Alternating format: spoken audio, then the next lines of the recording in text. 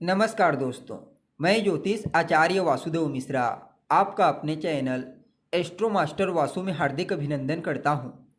दोस्तों, आज का यह ज्योतिष का कार्यक्रम आप सभी मेष राशि वालों के लिए सेनापति मंगल के राशि परिवर्तन प्रभाव को लेकर बड़ा ही खास कार्यक्रम साबित होगा।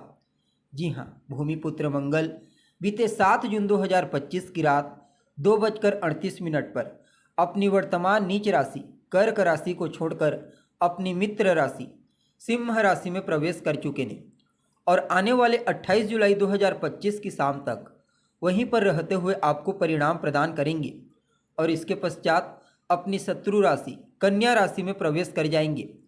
तो ऐसे में सेनापति मंगल का अपने मित्र की राशि से गोचर आप सभी मेष राशि वालों के लिए क्या परिणाम लेकर आया है। इस गोचर काल के दौरान मंगल जीवन के किन किन क्षेत्रों में आपको शुभ परिणाम प्रदान करेंगे, तो किन किन क्षेत्रों में आपको सावधानी बरतने की आवश्यकता होगी और किस प्रकार से मंगल की ताकत आपकी किस्मत को हीरे के समान चमकाएगी, सभी बातें बहुत ही विस्तार के साथ आपको बताएंगे। इसलिए वीडियो को लास्ट तक देखिए। और अगर आप अपनी जन्म कुंडली पर हमसे परामर्श लेना चाहते हैं तो आपको हमारा कॉन्टैक्ट नंबर स्क्रीन पर और डिस्क्रिप्शन बॉक्स में मिल जाएगा, जहां से आप व्हाट्सएप के थ्रू अपॉइंटमेंट लेकर अपनी जन्म कुंडली का बड़ी बारीकी से अध्ययन करा सकते हैं। तो दोस्तों, मंगल कौन है? मंगल तो हिम्मत, पराक्रम, पुरुषार्थ, उत्साह, हथियार, क्रोध, अहंकार, वाद विवाद है मंगल। अपने इन्हीं कारक तत्वों के चलते हमारे जीवन के विभिन्न पहलुओं को प्रभावित करते हैं। मंगल का बलवान होना जातक को पुरुषार्थी बनाता है, मेहनती बनाता है, साहसी बनाता है। ऐसा जातक अपने पराक्रम से, अपने पुरुषार्थ से और अपने रिस्क लेने की क्षमता से जीवन के हर क्षेत्र में श्रेष्ठ सफलता हासिल करता है। जबकि मंगल की कमजोर स्थिति जातक को दब्बू प्रवृत्ति का बना देती है। ऐसा जातक छोटी छोटी समस्याओं से शीघ्र घबरा जाता है। इसलिए मंगल का बलवान होना जरूरी हो जाता है। और जब चर्चा आती है गोचर में मंगल के गोचर की, तो सदैव इसकी चर्चा हम बृहद रूप से करते हैं। क्यों? क्योंकि कर्म प्रधान विश्व रचि राखा। जो लोग मेहनती हैं, पुरुषार्थी हैं, कर्म करने के लिए सदैव तत्पर रहते हैं, ऐसे लोगों के लिए मंगल के गोचर को समझना बेहद महत्वपूर्ण हो जाता है। और इस बार सेनापति मंगल का यह गोचर साधारण नहीं है, क्योंकि सिंह राशि में गोचर करते हुए मंगल केतु के साथ युति बना रहे हैं। पहले तो मंगल स्वयं अग्नि तत्व के ग्रह हैं और जिस राशि से गोचर कर रहे हैं सिंह राशि, वह भी अग्नि तत्वीय राशि है और केतु अग्नि तत्वीय राशियों में बलवान होते हैं। इसलिए सिंह राशि में मंगल केतु की युति कई मामलों में अद्भुत तो रहेगी, लेकिन कुछ मामलों में सावधानी बरतने वाली भी रहेगी। अब देखिए, आप सभी मेष राशि वालों के लिए मंगल का यह गोचर आपकी राशि से 5वें घर में हुआ है। और मंगल आपके लिए कैसे गोचर कर रहे हैं? तो आपके 8वें घर के स्वामी बनकर और आपके फर्स्ट यानी कि आपके पहले घर के स्वामी बनकर। 5वां घर आपकी विद्या, आपकी बुद्धि, आपकी शिक्षा, आपकी संतान, आपकी लव लाइफ का होता है और यह उनके मित्र का घर है। इसलिए स्वाभाविक रूप से मंगल अच्छे परिणाम प्रदान करते हैं, लेकिन केतु भी साथ में है। सबसे पहले तो इस गोचर काल के दौरान मंगल आपको रचनात्मक बनाएंगे, आपकी छिपी हुई प्रतिभा को लोगों के सामने निखारेंगे। आप अपनी छिपी हुई प्रतिभा से, अपने टैलेंट के दम पर अपनी एक अलग पहचान बनाने में कामयाब होंगे।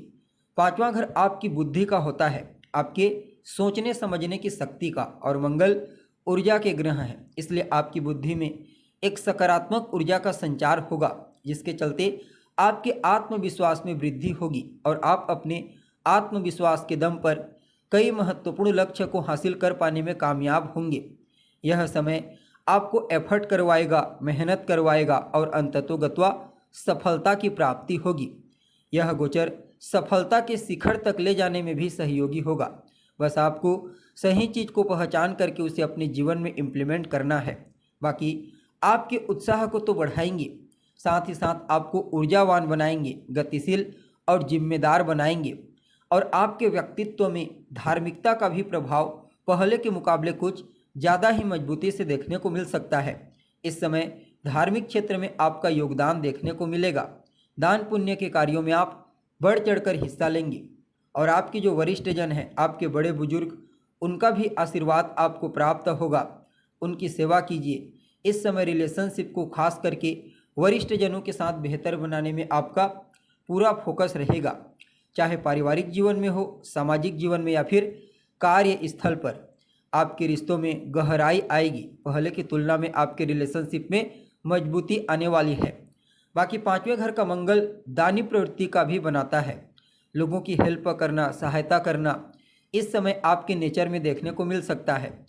और यह समय न सिर्फ सामाजिक क्षेत्र में आपको वर्चस्व प्रदान करेगा, मजबूती प्रदान करेगा, बल्कि इस समयावधि में आप कार्यस्थल पर अपनी एक अलग पहचान बनाने में कामयाब होंगे।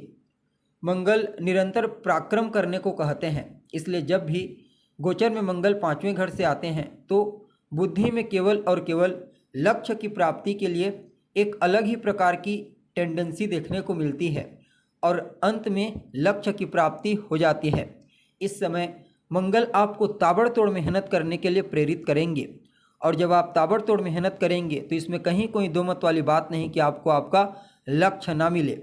यह समय कुछ ज़्यादा ही बेहतर उन लोगों के लिए कहा जा सकता है जो इंजीनियरिंग के फील्ड से जुड़े हुए हैं, खेल कूद के क्षेत्र से जुड़े हुए हैं, या फिर किसी भी प्रकार से कोई मैकेनिक का कार्य करते हैं, तकनीकी संबंधित कार्य, भूमि से जुड़ा हुआ कार्य, प्रॉपर्टी से संबंधित कार्य, मकान, वाहन, या फिर मिलिट्री फोर्स, सेना इत्यादि के क्षेत्र में जो लोग कार्य करते हैं या फिर उन क्षेत्रों में कार्य करने के लिए प्रयत्नशील हैं, उन सभी लोगों के लिए मंगल के इस पांचवें गोचर को अत्यंत ही श्रेष्ठ कहा जा सकता है।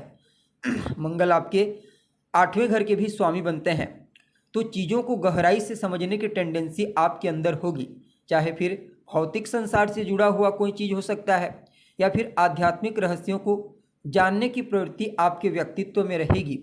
अध्यात्म को गहराई से समझने के लिए और अपने जीवन को स्थिरता प्रदान करने के लिए मंगल आपको प्रेरित करेंगे।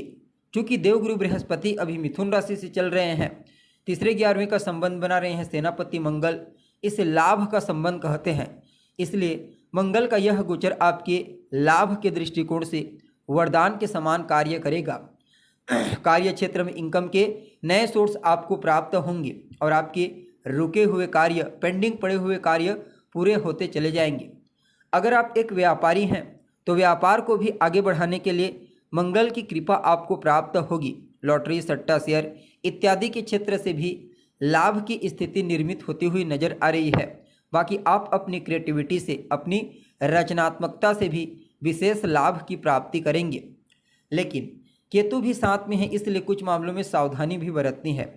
मंगल आपको अनेक प्रकार की जिम्मेदारियां सौंपेंगे, उन जिम्मेदारियों को पूरा करने में आप उत्साहित भी रहेंगे और समय पर पूरा करने का प्रयास भी करेंगे। लेकिन बीच बीच में केतु के प्रभाव के चलते मन में थोड़ा तनाव, डर, भय की स्थिति उत्पन्न हो सकती है, तो इस बात का आपको ख्याल रखना है। नकारात्मक सोच से जितना ज़्यादा आप दूर रहेंगे उतना ही ज़्यादा मंगल का यह गोचर आपके लिए लाभप्रद होगा। बाकी आपके आत्मविश्वास, आपके कॉन्फिडेंस को बढ़ाएंगे और आपके नेतृत्व क्षमता को भी पहले के मुकाबले मजबूती प्रदान करने में कोई कसर नहीं छोड़ेंगे। नौकरी में भी प्रमोशन का प्रबल योग बना हुआ है। अगर आप नौकरी पेशा हैं और लंबे समय से प्रमोशन का इंतजार कर रहे हैं तो इस समय मंगल की कृपा आपको प्राप्त होगी।